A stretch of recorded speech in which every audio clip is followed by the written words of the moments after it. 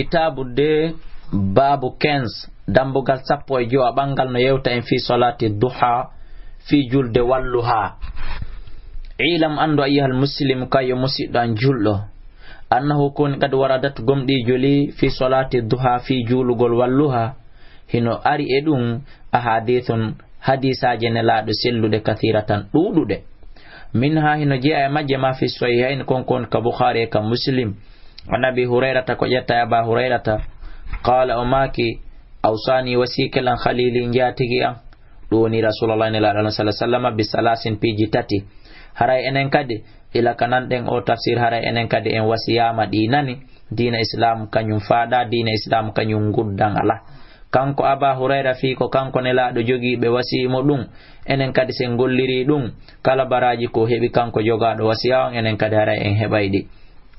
nelaɗo jatigi an wasikelan suyama horugol 3 ayyamin balɗe tati min kulli shahrin e kala lewru ɗoni 13 14 15 enen kadi teddungal men warakata e duha e julugol darɗe ɗiɗi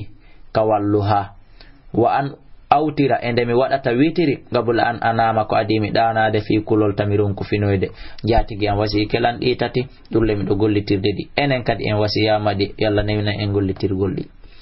wa fi hadisi abi sa'id e sabu hadis ko ari ka abi sa'id anna nabiyya sallallahu alaihi wasallam kana bilatike yusalli duha hibe julayno wa duha hatta naqula ha men inna la yada o accata ɗum yandumo julatum wa yada mo accitade kadi kenengo hatta naqula men e la yusalli o ala julde ɗum hande kadi ko andingol en ko sunna kono na haɓɓitaki ko be nyande o yawaɗu wa gallu salati duha ko ɓuri fanɗude ɗe ɗo julɗe walluha rakatani ko darɗe ɗiɗi li qawlihi sallallahu alaihi wasallam sabu mako ne laaɗo fi hadis abi hurairata alladhi on hadisa dhakarnamo jantiɗen qariban ko ɓatti joni hon ɗum woni ɗum wa rakatayi duha wo darɗe ɗiɗi walluha andi rakatay ko ɗiɗi wali hadis anas e hadis anas wonde man qada kala joɗiɗo fi masallahu e place mo o juuli on hatta yunsarafa ha waynodira mina subuhi immorde e subaka on o jooɗo ɗon hatta yusbiha ha o juula rakata yedduha darɗe ɗiɗi ɗen ka walluha la yaqulu hara o wowlaari e nder jonde makko nden ɗon illa hayran sowna ko moƴƴi kala waɗuɗo ɗum ghufiratu lahu yafantemo khatayahu bakkatuji makko ɗin wa in kanat hasilatike akthara min zabadil bahar hiɗi ɗuuɗi ɓuri ngufo bahar on rawahu abu dauda wona yanano o hadise ɗo an tawɗo marɗo ɓeygure ko tuma yaltuɗa wosi nde ñaama ma hiɗa ñawli jawle yimɓe ma ko jawle yimɓe on ɗa gollitirde ma hiɗa ñaami jawle yimɓe jooɗoɗa ka juulirde ɗon ila e 5 heures ha 9 heures yona juula walluha si yalta ta fo orino yeehi golle donc ko andi gollen ɗum baraji buynoyi ɗum tuma heɓuɗa feere wano ñalaɗe ñalliteteɗe wano dimasije ko nanditata ɗum ma ñalaɗe golle tigi kenen go wakkiloɗa profita heɓa ɗum ɗo baraji ɗin fo yen andu haray ko hunde moƴƴere hollali dey a ñande o ko ya accuto golle ɗen wona ɗon ha sorima ƴoƴa tawa menen fo min yehi min heeɓi premier client e 10e client fo tawa an hiɗa jooɗi wona ɗum woni ko yamiraɗa neɗɗo julɗo ko yo gollu wona yo won ukkuɗo juuɗe makko ɗen ka nder reedu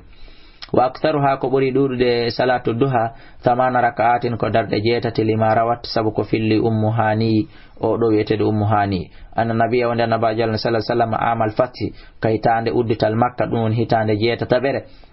so Allah ɓe juuluno 8 raka'atin darɗe 8 subhatu duha ɗe ɗo julɗe walluha rawahul jamaa wali muslim no arka muslim an aisha ko ƴettani en aisha radiyallahu anha kana nelaɗo laatake yusalli duha ɓe juulayno walluha 4 raka'atin darɗe 9 ziido ɓe ɓeyda machallah kala ko Allah muyani ɓe hoore ɗon siko ɗiɗi siko nayi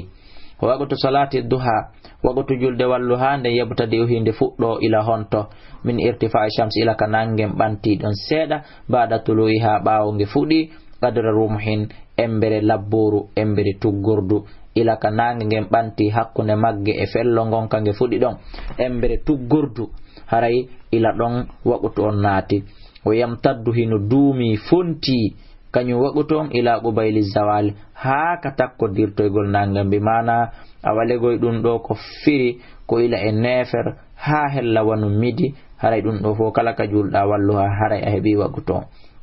ay ko woni dirtugol nange waqtu qiyami shams ko waqtu ko leer ñiɓugol nange fi ka badi sama e ka reedu asama ka tumbo asama wal afdal ko ɓuri moƴƴude kon an yusalli ko nde on tigi juulata ɗe ida stadda al harru si woni ngule ndintiɗi ɓe mana wano duiser ka tata ɗon na kon wuli moƴƴa li hadisi sabu hadise ne laaɗo ɓe maki salatul awwabin e nere ɗe julɗe tubay ɓe rutto ɓe mana salatu wadduha on ko fanda ko ɓuri moƴƴude juulugol hina tarmodul fisal ko tumande bobohoy ngeloɗi ɗin immi dogi ɓe mana tumata tawata ɗi warike ka leydi ha leydi wulita koye immu ɗum en andi ko hella diser waɗata rawahu muslim ko imam muslim ko filli hadis on ay hina tahamar ramda'u bimana ko sanga njarendi ndin wuli